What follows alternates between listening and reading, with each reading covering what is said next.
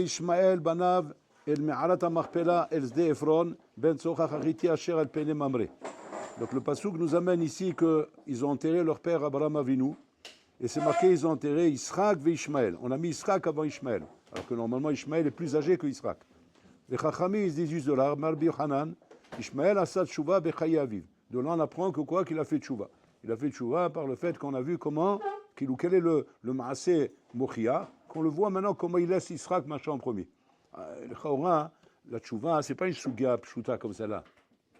C'est pas une sugia qui relève de regachot, où on va voir un bonhomme, par exemple, il a fait quelque chose d'exceptionnel, tu vois un bandit, tu le connais, c'est un bandit, celui-là, roulé, seulement tu l'as vu un jour faire mincha.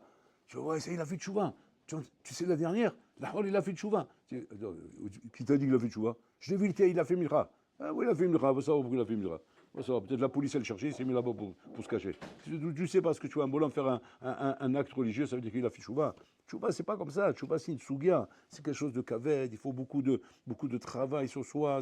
Ça demande un bilan, mamache, sur toute sa personnalité pour dire qu'on fait tchouva. Mais on ne dit pas qu'on fait tchouva comme ça parce qu'on voit un acte. Donc, comment les chachamim, les chora qui, on parle d'Amoraïm, comment ils peuvent dire parce qu'ils ont vu Ishmaël marcher derrière Israël, ça veut dire qu'il a fait tchouva. Alors en fait, les chachamim nous ramènent mamache le midrash qui raconte comment il y avait un vikouah Hatsoum entre Ishmaël et Israël. Ils se disputaient constamment.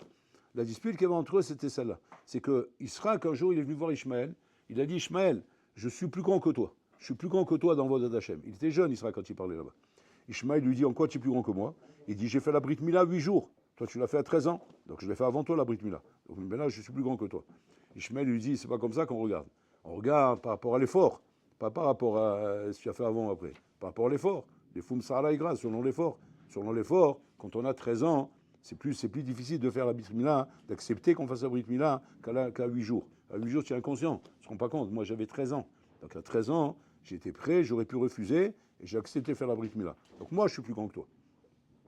Et Isaac, il a entendu ça, à la Makom, il s'est dit, Alvaï que Hachem, il m'autorise à avoir une épreuve comme toi, où je suis conscient et que je puisse accepter l'épreuve. Et là, le Midrash, il ramène, à la Makom, Bolorlam, il a fait l'épreuve de la Kedah. De là, Hachem l'a dit, bon, il accepte, c'est bon. Parce que les Chora, Abraham, il est d'accord. Mais qui te dit qu'Israël, il est d'accord? Israël, il avait 37 ans à ce moment-là. Il faut être sûr qu'il soit d'accord. Hachem, il a attrapé dans cette conversation avec Ishmaël. S'il dit ça, il est d'accord. Il a invité voir Abraham Avinu, ok, c'est bon. Allez, on peut le mettre à l'épreuve. Et là-bas, les Chachamim nous expliquent quoi? Que Israël Avinu avait été la mida extraordinaire qu'il avait, qu'on appelle midat haïtlamdout. Vas-y, midat haïtlamdout.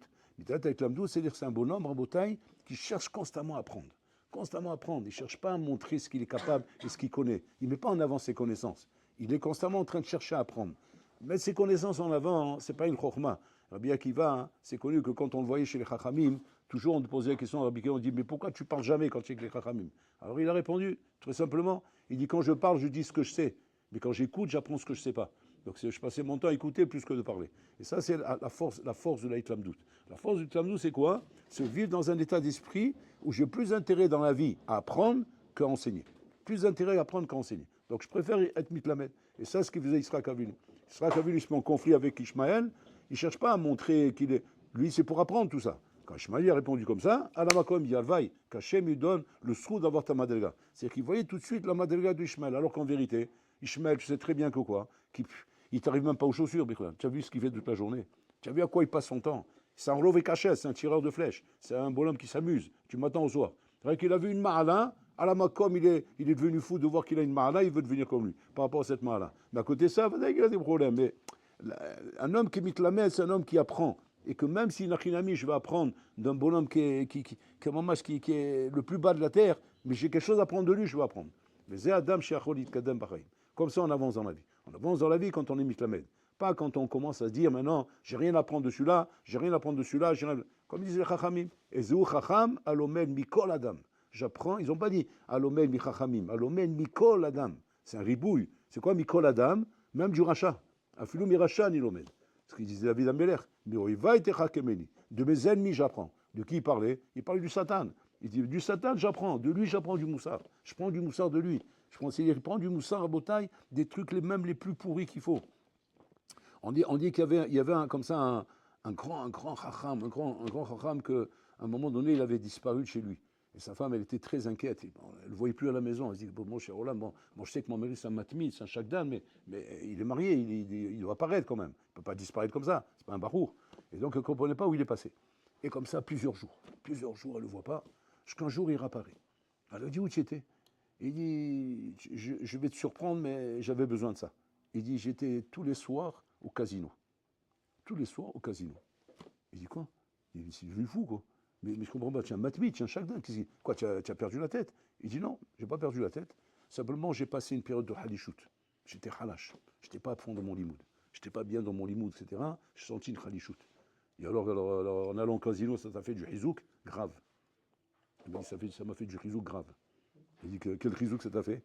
Il dit, j'étais voir au casino, ouais, là, il te l'avoue que les bonhommes, ils ont pour des ch'touillottes. Et à prendre deux, là, il te l'avoue que je dois avoir pour la Torah. Il est parti là-bas, il a vu les bonhommes passer des nuits entières. Des nuits entières. Allez, un sur le rouge, allez, trois sur le rouge, allez, trois sur le rouge, allez, pour Carvaman, comme des fous. Pourquoi? Bon, il y a de l'argent à gagner. Et les gens, ils sont là-bas, quoi, excités comme ça, ils ne dorment pas, ils boivent de la bière, ils boivent du whisky, ils boivent du vin, rien qu'à rester réveillés. Rester réveillés pour continuer à travailler. Il s'est dit, là, j'ai appris quelque chose de nouveau. Si Mehmet, un homme, il est prêt à faire pour des ch'touillottes pareilles, rester des nuits entières réveillés, quand le va que je dois faire ça pour la Torah. Quand va que je dois rêver, il dit, j'ai pris un izouk et je suis revenu prendre la Torah. Ça, c'est Iklam Dout. Iklam Dout, c'est quoi? C'est un bonhomme pachout. Chacham l'omen mikoladam. Il apprend de chaque homme. Il ne va pas commencer à dire, non, moi, pour apprendre, il faut que ce soit comme ça ou comme ça. Et si je vois le moindre problème là-bas, je ne peux pas apprendre de ça. Ça, c'est pas Chacham. Et c'est Chacham l'omen mikoladam. Quand tu commences à mettre des préjudices, tu commences à mettre des conditions. Non, il faut que ce soit comme ça, il faut que ce soit comme ça, il faut que ce soit comme ça. Atalo Chacham. Atalo l'omen mikoladam. Chacham l'omen mikoladam. Israël, il apprend de Ishmaël. Il emmène Mikoladam. Mais Ishmaël, il n'apprenait pas de Israël. Ishmaël, l'olamad mi Israël. Ishmaël, ayat sochek al Israël, ayat mitlotzes mimenu. C'est-à-dire qu'il le prenait en rigolade. Il se moquait de lui. C'est pour ça que Sarah a voulu le renvoyer. Ayat mesachek, il dit, il se moque de ton fils. Il se moque de lui. C'est quoi, il se moque de lui? Il se moque de lui, c'est-à-dire qu'en fait, il dénigrait toutes les madrigos de Israël. Tout ce qu'il faisait comme avoda, comme Khumrot, comme Idurim. Il se moquait de lui. Il dit, mais qu'est-ce que tu fais là, qu'est-ce que ça va t'apporter dans la vie? Qu'est-ce que tu comprends, Birlal? C'est pas comme ça qu'Abraham, il est venu, notre père, il n'est pas devenu sadique de cette manière. C'est pas, je sais pas ce que tu fais là, tu t'es enfermé dans un well, tu vois comme ça on devient sadique. Regarde notre père, il tournait à droite, à gauche, il ramenait les gens, il roulait, etc. Il se moquait de lui. C'est à chaque fois, il lui trouvait de quoi le dénigrer, lui montrer que tu fais pas une avoda nechona. Et donc, Mimela, Ishmaël, il restait dans son coin, il dénigrait l'avoda des autres. Et de cette manière-là, Ishmaël ayamitarhek, il s'éloignait de la vodat Hashem. Donc ça veut dire que là, les Chachamim nous apprennent deux choses ici. Que Kedelit karev la vodat Hashem, ça lit lamed. Ça lit le mode mikol adam. Kedelit rachek ma vodat Hashem, c'est commencer à se mettre des conditions. De là j'apprends, de là j'apprends pas. De là je peux prendre exemple, de là je peux prendre exemple. Ça c'est le piège du Yetzara. Le Yetzara, il peut avoir plusieurs bonnes raisons valables. De dire quoi? Bon, on ne peut pas prendre de tout le monde. Il y a des gens, on ne peut pas prendre d'eux. Lui, il est comme ça, lui, il est comme ça, lui, c'est comme ça, lui, c'est comme ça, je ne peux pas prendre celui-là. Celui-là, je vois que c'est un truc qui ne me plaît pas, là, il y a un truc qui ne me plaît pas. C'est nachon. C'est nachon ce que tu dis. C'est nachon. Seulement, si tu vois quelque chose de bien et tu n'es pas prêt à l'apprendre parce que, soi-disant, il vient de là-bas, là, tu as un problème. Là, tu as un problème. Tu dois être capable d'apprendre de tout. De tout, il faut apprendre. Il ne faut pas commencer à dire ça oui, ça non, ça oui, ça non. Il faut apprendre de tout. Seulement, il faut savoir son derrière, bien sûr. Il ne faut pas s'égarer. On doit apprendre de tout. De Braslav, de Chabad, de la Hassidut, de Satmer. De tout, on doit apprendre. Pourquoi? Parce qu'il y a des bonnes choses de partout. Un homme qui va commencer à dire non, ça c'est pourri, ça c'est tordu, ça c'est comme ça c'est comme ça. Celui-là, il est pas chacham. Il n'est pas chacham. Pourquoi? Parce que le fait, justement, de repousser là où il y a des choses bien, font que maintenant que même ce que tu as appris n'est pas chalem. Même ce que tu apprends n'est pas chalem. Pourquoi? Parce que tu ne l'apprends pas bétor chorma. Tu l'apprends bétor intérêt. En intérêt, tu es intéressé par certaines choses et tu fais une sélection. Non, on ne sélectionne pas dans la chorma. Dans les choses qui sont bonnes à apprendre, on les apprend. Maintenant, vadaï, que quoi? On reste proche de Torah Timecha, on reste proche de sa Torah, proche de ses valeurs. On n'est pas besoin de devenir Chabad parce qu'on a trouvé quelque chose de bien chez Chabad. On n'est pas obligé de devenir Braslav parce qu'on a trouvé quelque chose de bien chez Braslav. On n'est pas obligé de devenir, je sais pas moi, Nanar parce qu'on a trouvé des trucs bien chez Nanar. On reste nous-mêmes, on est Torah Timecha, Altitosh Torah Timecha. Seulement quoi? Des choses qui sont bien, il ne faut pas être possède au tam parce qu'on prend en vrac le truc et on dit non, Braslav tout pourri. Prarbat, tout pourri, ça tout pourri, laisse-moi tranquille, j'apprends pas là-bas. C'est taout, Rabotai, c'est taout. C'est le taout que Israël ne faisait pas. Israël, il n'a pas commencé à dire Ishmaël, c'est pourri. Il avait raison de dire ça. Mais non, il a appris de lui. Qu'est-ce qu'il a appris? Il a appris ce qu'il y avait de bien. Il y avait un truc bien, j'apprends de là-bas. Même si tout le reste est pourri, mais ce qui est bien, je l'apprends. Et ça, Rabotai, c'est C'est ça le derrière pour arriver même à se construire. Adam Bonet Tatsmo, rien que s'il est mitlamed. C'est-à-dire, tant que tu n'as pas réglé ce problème d'être mitlamed, c'est d'être vraiment sensible à ce que j'apprends des autres, tu n'as pas encore compris le derrière de la Torah. Tu seras plus ou moins bien, mais tu ne seras pas, mamash, comment dire, dans un délai qui t'amène à l'Hashlemut. Et donc, Ishmaël, voilà ce qui lui manquait. Ishmaël, la raison principale, et c'est de là qu'on apprend ça, la raison principale qu'il faisait, qu'il ne pouvait pas justement être à l'image de Abraham Avinu, c'est parce que Loaya Mouchan Nitlamet. Pour lui, on n'a rien à m'apprendre. Je sais tout, je comprends tout, on n'a rien à m'apprendre. Et c'est ça le ta'out, rabotage de beaucoup de gens dans la vie, qui croient tout savoir, ils trouvent tout comprendre, et ils ne sont pas prêts à apprendre de tout le monde. Et par rapport à ça, ils n'avancent pas dans la vie. Zaya ta'out shel kulam. Les Rachamim viennent nous dire, Pitom, quand on voit Ishmaël, comment il laisse Israël marcher en premier, et lui en deuxième, il dit ça, il a fait tchouva. Comment il a fait tchouva? On fait tchouva parce qu'on laisse un bonhomme marcher devant soi.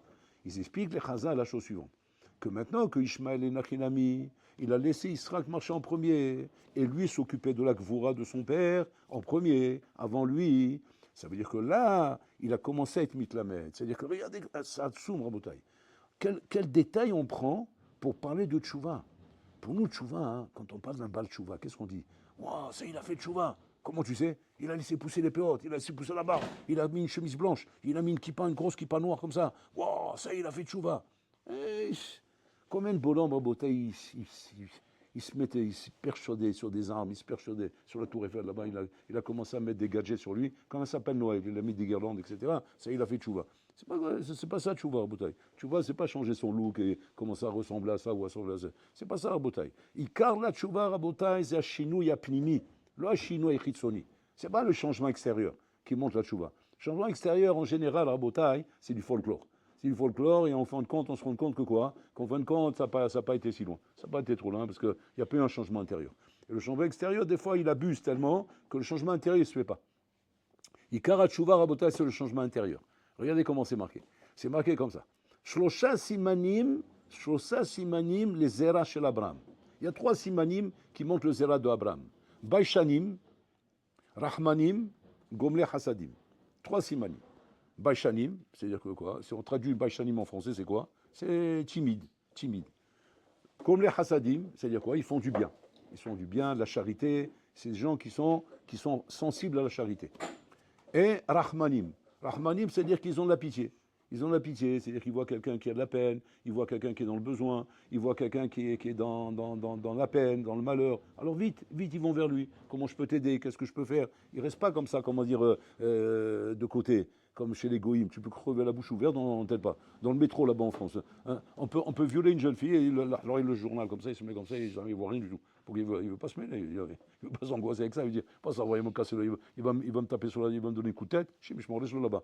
Qui la viole, qui la tue, moi laisse-moi tranquille. Ça c'est les goïms, Arzarim. Chez les juifs, c'est pas comme ça. Chez les juifs, tout le monde se mêle. Une fois, une personne m'a dit, j'ai fait mon alia, on a pris le bus. Ouais, mais il fallait voir, c'était la folie. Tout le bus s'est mêlé. Il dit, de quoi? Il dit, mon fils, le pauvre, en France, c'est normal. Il s'est mis debout sur la chaise, dans le bus, mais tout le bus. Hé, allô, maintenant c'est, Tisaer ou Yacholipol, il peut tomber, comment tu fais une chose pareille? Maintenant c'est, tout le monde s'est mêlé dans le bus. Il dit, mais c'est quoi, c'est toi, c'est Israéliens, mais c'est des fous, c'est des excités de nature. En France, un truc comme ça, mais il peut s'éclater en sang, personne ne te dit un mot.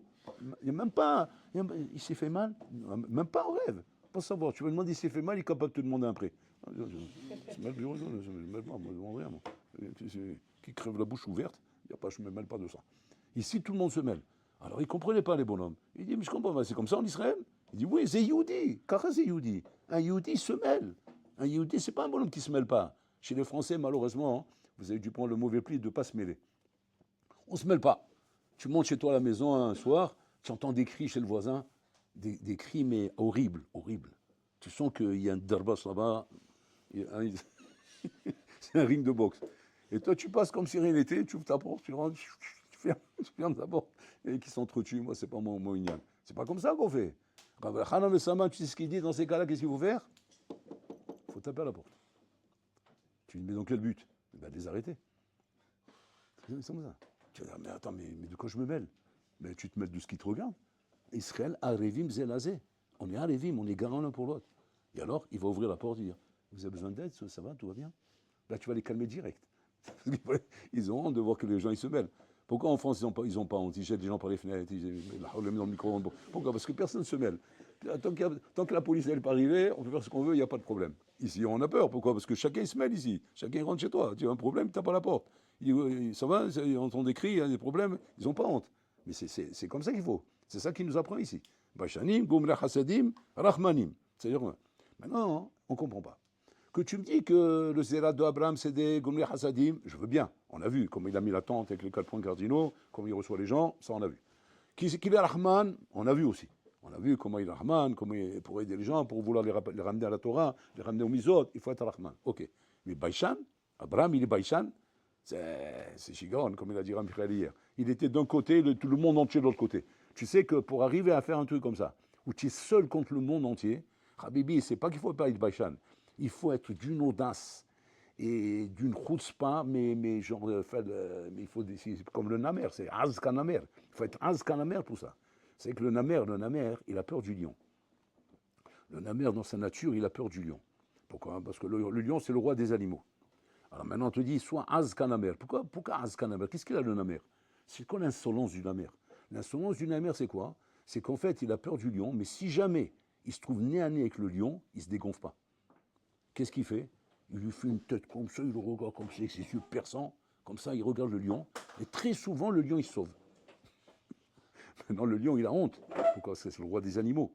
Alors, il ne faut pas. Maintenant, le lion, comment il fait pour montrer qu'il n'a pas honte? C'est comme ça dans les animaux, c'est un dessous, mon bouteille. Alors, Zama, il fait Zama qu'il n'a pas vu. Il fait Zama qu'il n'a pas vu, et il continue sa route. Mais en vérité, il a vu. Et c'est pour ça qu'il se sauve, parce que l'autre, il le regarde avec Azout. C'est-à-dire que le Namer nous apprend que quoi? Que ce que tu n'arrives pas à faire avec tes forces, fais-le avec ta Azout. Remplace ta force par la Azout. Il y a des fois dans la vie, on a besoin de force pour faire des choses. On n'arrive pas, on n'a pas les corottes. Alors utilise la Azout. La Azout, c'est quoi? Utilise l'audace, l'insolence, c'est-à-dire bouscule un peu. Bien sûr, pour faire des bonnes choses, pas pour faire des mauvaises choses. Donc les Chaora, quand on demande maintenant qu'Abraham a venu, il avait Baïchanout. Il n'est pas Baïchanout, c'était un garçon, un homme audacieux. C'est pas aucune Baïchanout.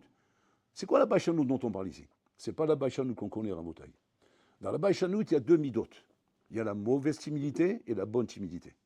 La mauvaise timidité, Rabotaï, Pachout, c'est celle qui consiste à être bloqué, de ne pas extérioriser ses forces. C'est un bonhomme qui n'arrive pas à extérioriser ses forces. Moi, je me rappelle avec ses bains, hein, Frakin, il cherchait les timides le jour de Hanouka. Pour Hanouka, il invitait toute la Kihila. Il y avait 500 bonhommes de Beth Midrash. Ouais. Il cherchait les timides pour les faire parler devant tout le monde. Waouh, c'était la chasse à l'homme. On avait peur. Hanouka, on avait la haufa, on avait la peur de notre vie. Il y en avait un qu'on ne voulait pas rencontrer, c'est Rafrakin. Et Rafrakin, il cherchait. Il avait en tête Bidjouk les bonhommes qu'il voulait. Toi, viens ici, toi. Toi, tu vas parler. Puis Hanouka, tu vas parler devant tout le monde. Mais tu vas parler, je t'ai dit, tu vas me dire ce que j'ai à faire. On ne peut pas. Rafrakin, tu ne peux pas discuter. Lui, tu mets un truc à bébé, tu peux vomir de douleur, vomir d'angoisse, il ne bougera pas. Donc ton compte, il est bon. Et comme ça, il nous libérait, Rabotai, il nous libérait de la mida de la timidité. Il nous exorcisait comme ça. Maintenant, pourquoi cette mida n'est pas bien? Au contraire, c'est qu'on a dit, Bachanout, c'est quelque chose de bien. Grâce à ça, tu ne fais pas de bêtises, tu ne fais pas de fautes, tu ne traînes pas n'importe où, tu ne commences pas à causer les filles, tu vas pas. C'est comme une bonne mida, ça. Non, elle est mauvaise, cette mida. Regardez pourquoi elle est mauvaise. La vraie Baïchanout, c'est laquelle, Rabotai? La vraie Baïchanout, c'est celle qui t'amène à l'Eirat Shamayim. C'est-à-dire, Baïchanout qui amène à l'Eirat Shamayim, c'est la bonne Baïchanout. L'Eirat Shamayim qui amène à Baïchanout, c'est la mauvaise Baïchanout. On va expliquer la différence entre les deux. Quand l'Eirat Shamayim t'amène à Baïchanout, c'est une mauvaise Baïchanout, c'est une mauvaise timidité. C'est-à-dire quoi? Que ça veut dire que l'Eirat Shamayim m'amène à Baïchanout? C'est que ça veut dire que tu dis, par exemple, comme ça, tu es dans ta chambre maintenant, ouais, tu es en train de faire une bêtise, chacun y connaît ses bêtises, et que maintenant, putain, quelqu'un y rentre. Alors moi, comme tu te calmes. Pourquoi? Tu as honte. C'est honteux. C'est honteux qu'on me voie en train de faire quelque chose de pas bien. Ça, c'est Irat Shamaim Shemiva Baïchanout. C'est-à-dire quoi? C'est-à-dire que tu as la ira, qu'on te voie, Calvaromé, c'était Bolorem qui me voyait. Waouh, là, j'aurais encore plus peur. Ben alors, déjà, un bolhomme, il fait peur. Mais de quoi j'ai peur? J'ai peur à une achinami de Kaviachol, de quelque chose, et cette quelque chose-là m'amène à de la timidité. Si la peur t'amène à la timidité, ça, c'est une mauvaise Baïchanout. Parce que, pourquoi elle est mauvaise? Elle est mauvaise parce qu'en vérité, à la kavod shilcha. C'est la gava. C'est la gava pure. C'est quoi? Tu n'as pas envie d'être désapprécié. Tu n'as pas envie d'être abaissé. Tu n'as pas envie d'être humilié. Tu n'as pas envie d'être catalogué comme un bonhomme qui fait des bêtises. Alors, tu es gêné par ça. Et cette gêne-là, qu'est-ce qu'elle fait? Eh bien, elle fait que je me tiens à carreau, ouais, et que la Gemara dit, combien de voleurs il y aurait dans la vie s'il n'y avait pas la police qui les attrape? Combien de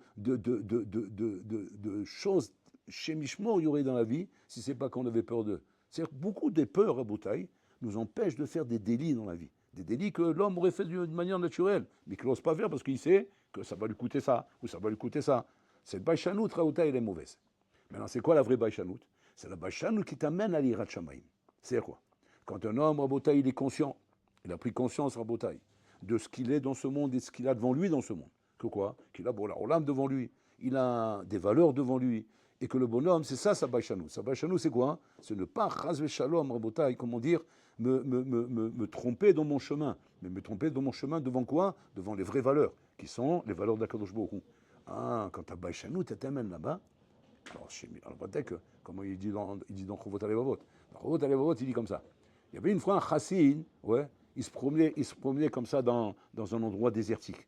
Désertique, il était par là-bas. Et maintenant, quelqu'un, il le rencontre. Il dit, Enecha Parad, tu n'as pas peur de te promener ici? Tu sais qu'il y a des animaux sauvages qui tournent ici. Alors le chassid, il lui répond, Animit Bayesh, ouais, la gitch ani mifached mi chayot raot, velo mifached mi akadosh baruch hu. Comme c'est dit. C'est-à-dire que la raison pourquoi je surmonte mon parade, et j'ai pas peur des animaux, parce que j'ai peur d'Hachem. Et si jamais Hachem voit que j'ai peur des animaux, alors que d'Hachem, j'ai pas vraiment peur, parce que ça m'arrive de faire des avérotes, ça j'aurais honte. Et cette honte-là, elle me préserve justement de garder ma peur envers Hachem. Ça tsoum ce Revot Alevavot. Ce Revot Alevavot, Rabotai, il t'amène la vraie définition de la peur. La vraie définition de la peur, c'est quoi? C'est la peur, Enachinami, à l'idée de penser que Bolorla me regarde et me voit faire une avera. Et que ça, c'est ça qui me dérange. C'est pas que ce qui me dérange, c'est le kavod, le bisayon que je vais avoir quand quelqu'un va m'attraper maintenant en train de faire une bêtise. Ça, c'est le kavod asmi, c'est la gava. Donc un bonhomme qui est sadique, que par le résultat de ça, c'est un faux sadique, c'est pas un vrai sadique, ça. C'est un faux sadique. C'est un bonhomme en bouteille qui n'est sadique que parce qu'il n'a qu'un ami, il a peur qu'on va se rendre compte qu'il a ça, ou qu'il a ça, ou qu'il a ça. Et des bonhommes comme ça, toute leur vie, elle est protégée par rapport à ça. C'est pas une tzidkou, ça. La vraie tzidkou, c'est quand le bonhomme il te dit qu'il arrive à ça par rapport à Kadosh Baruch Hu, par rapport à la vraie peur, celle d'Akadosh Baruch Hu et pas celle des hommes. Au contraire, un vrai sadique, ils n'ont pas peur des hommes. L'homme pour dire Ibn Adam. Ils ont peur de Bola Olam Rabotai. Comme cette histoire que je raconte à chaque fois que le Rabbi Lubavitch. Le Rabbi Lubavitch, il sort de chez lui, Rabotai. Il y a un black qui vient comme ça, il lui met un magnum sur le crâne. Attends, les blacks d'Amérique, c'est pas les blacks de France, c'est les vrais blacks là. C'est genre 2 mètres de hauteur, la main fait une poêle à frire. C'est des phénomènes. Eux, il ne peut pas acheter des petits revolvers, c'est un briquet pour lui. C'est le Magnum. Magnum, c'est un lance-roquette. C'est lance-roquette. Rien que tu tires une balle, la balle, elle est comme ça. Tu peux pas. Il vient avec le Magnum sur la tête du rabbi. Il le met sur la tête du rabbi en train d'hurler. Tu sais, il pousse des cris. C'est les Noirs, ils poussent des cris. C'est des phénomènes. On ne connaît pas ces phénomènes. Ils poussent des cris. Je vais tuer. Al-Kilo. Bon, il y avait tous les chassidim là. Ils ne savaient pas quoi faire. Tu vas toucher le Hadmour. Oh, allez. Même s'ils ont peur de toi parce que tu es un phénomène, mais rien que de savoir que tu vas toucher l'Admour, ils peuvent te dévorer. Ils sortent sur toi comme les chacals quand ils attaquent un lion. Ils se mettent à 100, mais ils n'ont pas peur parce qu'ils sont 100. Mais en attendant, il fait peur si on était tout seul. Mais à 100, on n'a pas peur. Ils ne savaient pas quoi faire. Ils disaient, on va s'approcher, il va tirer dessus. Qu'est-ce qu'il veut le rabbi? Il ne se décompte pas, le rabbi. Il lui dit au black, il lui dit, tu sais, j'ai pas peur de toi. Alors lui, il s'énerve, le black, il s'énerve. Tu n'as pas peur de moi? Il m'a crié, il veut l'impressionner, tu vois. Il dit, j'ai pas peur de toi. Il dit, c'est Akadosh Baruch Hu, il veut me faire du mal. Il peut envoyer maintenant un moustique qui me pique, il a un microbe, il m'a tué. Et si Hachem a décidé de ne pas me faire de mal, même si tu amènes ici tout le Pentagone, oui, toute l'armée d'Amérique, tout ce que tu veux, personne ne peut me toucher. Il dit, goodbye. Il continue sa route. Et le noir, il pousse des cris jusqu'à qu'il tombe à genoux, il se met à pleurer. Il a brisé le noir. Il a brisé le noir. Mais comment il a brisé? Quoi, il a mis une uppercut? Il a mis un coup de tête? Il n'a même pas touché. Il a dit une phrase, et il est parti comme ça. Qu'est-ce qu'il a tué au nord? Il a tué au nord parce qu'il a vu réellement un bonhomme qui a Yirat Shamayim devant lui. Un bonhomme qui n'a peur de rien. Mais d'où ça vient ça qu'il a peur de rien? Parce qu'il a peur d'Hachem. Il a peur de Bola Olam, Rabotai. Quand tu mets un Shem au son de ta vie, c'est lui le son de ta vie. Tous les problèmes disparaissent. Pourquoi on a des problèmes dans la vie? Un, il a des problèmes, il est stressé. L'autre, il a des problèmes, il a des peurs. L'autre, il est anxieux. L'autre, il a toujours l'impression qu'il y a des fantômes dans la maison. L'autre, il croit qu'il y a un rat qui va sortir des toilettes. Donc quand il se met aux toilettes, il est constipé depuis 3 semaines, il n'arrive plus à faire ses besoins parce qu'il a peur qu'il y a un rat qui va sortir de là-bas. Les rats, ils sortent des toilettes, ils peuvent sortir des toilettes. Et il se met des idées en tête. Et comme ça, le bonhomme, il vit des idées, des idées. Il y a des gens comme ça, ils sont soignés du matin au soir pour enlever les idées. Mais pourquoi ça? Parce qu'Hachem, il n'est pas au centre de sa vie. Tu mets Hachem au centre, tout disparaît. Akol Bari, Akol Niabari. Il n'y a que Hachem au centre de ma vie. C'est-à-dire qu'un truc comme ça, il t'arrive un truc comme ça avec un blague comme ça, Habibi, ça y est, c'est Kfar Shaoul direct. Kfar Shaoul, 3e étage, au fond du couloir à droite. Ça, c'est les cas très graves là-bas. Là-bas, tu rentres, si dans 10 ans tu es sorti là-bas, oui, tu es sorti là-bas pour aller au 2e étage. C'est pas tu sorti libéré, c'est au 2e étage. Tu passes, les athlètes, on te sort. Tu peux dire merci. Mais lui, même pas, il a été touché parce que 2 mots, il est parti. C'est quoi? C'est Yirat Shamayim, et c'est ça qu'on doit comprendre, que dans la vie, à Rabotai, il faut vite mettre Hachem au champ de l'image. Vite mettre Hachem au champ de l'image. Emouna en Kadosh Baruch Hu, Bitachon en Kadosh Baruch Hu, Ira en Kadosh Baruch Hu. Tu concentres tous les éléments de la vie autour d'Hachem. Dans la vie, il y a des peurs, mais les vers Hachem. Dans la vie, on a besoin de confiance, mais la vie Hachem. Dans la vie, on a besoin d'Emouna, mais les vers Hachem. Dans la vie, on a besoin de Simcha, mais la vers Hachem. Dans la vie, on a besoin de connaissance, mais les vers Hachem. Mais toutes les valeurs mêlées avec Hachem. Quand un homme sait mettre ses valeurs avec Hachem, eh bien, qu'est-ce qui se passe? Eh bien, automatiquement, le monde est pour lui. Le monde est créé pour moi. Je vois comment le Olam, il me sert. Quand c'est que le monde, non seulement il ne me sert plus, mais il me rend moins l'esclave du monde, c'est quand je ne mets pas le Olam au centre de l'image. À ce moment-là, je deviens l'esclave du monde. Pourquoi? Parce qu'autant de monde, il y a autant de solutions, il y a autant de problèmes qu'il y aura, autant de problèmes que j'aurai dans la vie. Alors que moi, j'ai réglé tous les problèmes. Comment je les ai réglés? J'ai qu'un problème. C'est bon, Olam. Tout le reste, c'est réglé avec Hachem. À ce moment-là, tous les problèmes disparaissent. Chez Mehanou Zaken.